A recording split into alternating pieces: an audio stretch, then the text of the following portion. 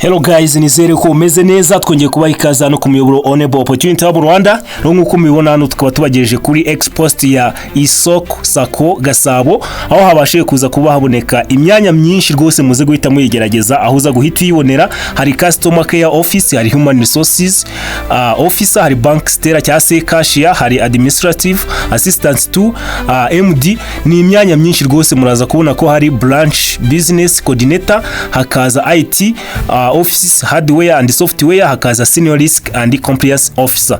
Rero iyi myanya muze guhita muyigerageza. Igihe cyo gukora application deadline it is on 16th July 2026.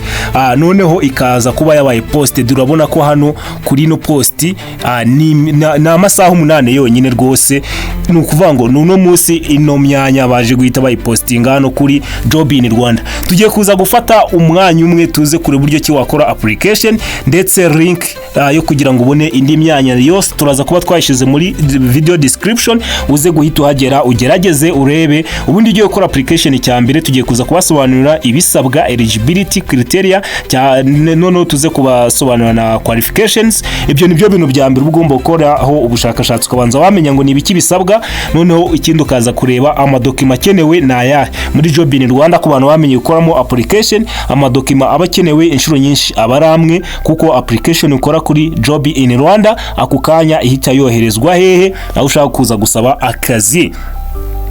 Niba ari bwo bwa mbere ugeze hano ku muyoboro Onebu Opportunity Hub Rwanda kabisa, wakanda subscribe, share and comment. Ubundi hano twabonye yuko ariho niyo hub ushobora kuza kuba waboneraho tutorials zimeze neza ku ma opportunity agiye atandukanye, aba ama scholarship ukajya kwiga kaminuza cyangwa se ama vocational trainings, akazi ndetse n'ibindi harimo na professional internship. Hano tugiye kuza kureba kuri ino myanya turebe buryo kituza gukora application.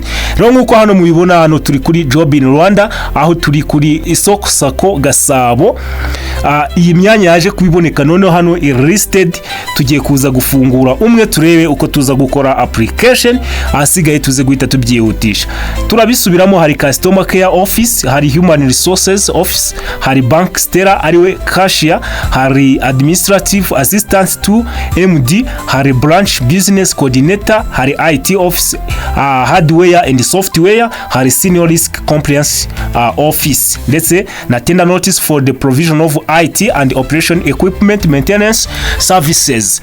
Rero kugira ngo uze ukore application none wowe icyambere ubundi bitangira ufungura umwanya nka gutya, warangiza ukaza guhita ureba uko uza gukora application. Rero ubwo igiye gukora application ikintu cya mbere wowe uzareba, uzasoma itangazo ryose. Nusoza gusoma itangazo ukurikizeho kumenya ngo akazi karimo karatangwa na akahe.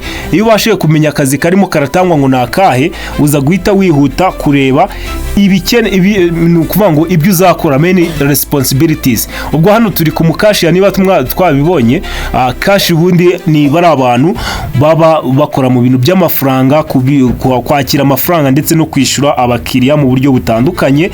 Noneho kashi hano ni ukuvuga ngo ibyo agomba kuza kuba yakora ni ibihe. Uvuga ngo ubundi umukashiya work diligently and on assigned duty and deliver accurate result on time, comply with the employer's instruction, cooperation regulation and code for conduct. Rero hano ni ukuvuga ngo izi responsibilities urabona kugiye kubisoma ni nk'igitabo. Wowe ikintu cya mbere wowe uraza ukaba wareba iby'ingenzi, cyangwa se wowe waba ugiye kuza gukora application ku mwanya runaka, ugafata umwanya wawe ukicara ukaza guhita ukora application. Ubwo reka twe turebe ati ibikenewe bike ni ibihe, minimum requirements. Ugomba gukora application igihe ufite Bachelor degree in business management, finance, accounting, business administration, economics or related fields. Ubu ni ukuvuga ngo kuba umukashiya ugomba kuba ufite background mu bintu bijyanye n'aya masomo tumaze kuba twabona. Hari basic IT literacy in core banking system and Microsoft Office, hari ability to handle transaction accurately and responsibility. Rwose hano niba ugiye guhitamo gusaba Akakazi ugomba kuba ufite ubushobozi bwo kuba washoza mu kohereza amafaranga ukayohereza neza kugira ngo utaza kuba wakibesha ukaba wahombya banke ukohereza amafaranga nyine ariyo. Good mathematical and cash handling skills, ugomba kuba uzi imibare neza rwose, uzi kubara neza, kandi ibintu bijyanye no kuba wafata amafaranga ukayabara ari ibintu byawe nyine ugomba kuba uri ready nyine. Ikindi gikurikiyeho ni attention to detail and high level of integrity, ugomba kuba rwose uri nyangamugayo, uri wa muntu rwose bazasiga muri banke bakavuga ati uyu muntu sava. Hari noneho hakaza bachelor's or higher level degree are also eligible but the minimum qualification is A2 secondary certificate. Sinzi niba mubyumvise neza hano baravuze ngo bachelor's or higher level degree are also eligible but minimum qualification is A2 certificate. A2 certificate inoni ya certificate uhabwa iyo usoje kwiga segonderi rwose. Murumva ko namwe mwemerewe kuba mwakora application. No kugira ngo ukore application, icyambere hano hari amadokima ugomba kuza kuba ufite. Hari motivation letter, ugomba kwandika letter irimo irasaba Akakazi, izaba addressed to chairperson of the board of director. Hakaza resume ariyo CV yawe imeze neza at least 3 page hakaza na professional references and contacts. Noneho hakaza copy of certificate, academic certificate, hakaza irangamuntu yawe, previous employment certificate niba hari aho wakoze mbere rwose ugomba kuza kuba ufite iyo document. Hakaza any other relevant supporting document. Ubwo niba hari indi document ubona rwose yaza kuba yagufasha uza nayo kuba wayisubmitting.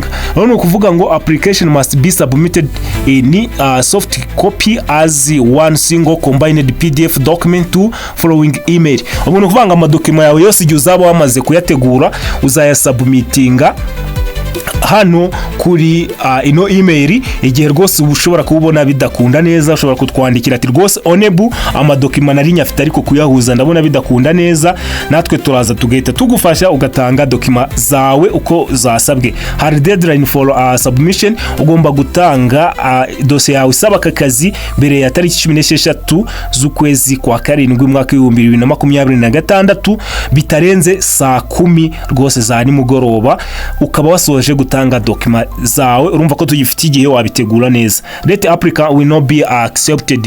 Nukora application bitinze ntabwo bizakunda. Ubwo ni kuvuga ngo rwose ino niyo email uzasubmitingaho direct kuri ISOKO SACCO Gasabo, asige ukaza kuba nayo wawe umunyamahirwe ugatsindira Akakazi, cyangwa se ukaza wakora application kuri hano kuri job in Rwanda nkuko dusanzwe tubimenyereye.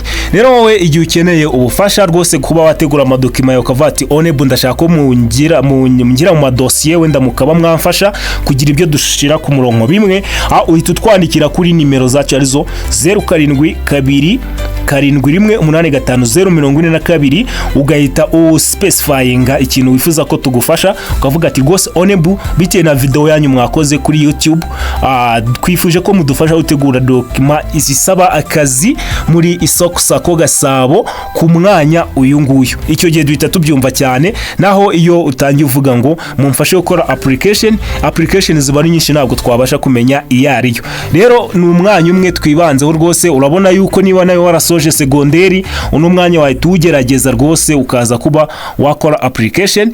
Icyambere hano iyo ugiye gukora application ikindi ureba haba hari na level of experience, desired experience. Hano hari umwaka umwe kugeza ku myaka 3 rwose waza guhita ukora application byihuse.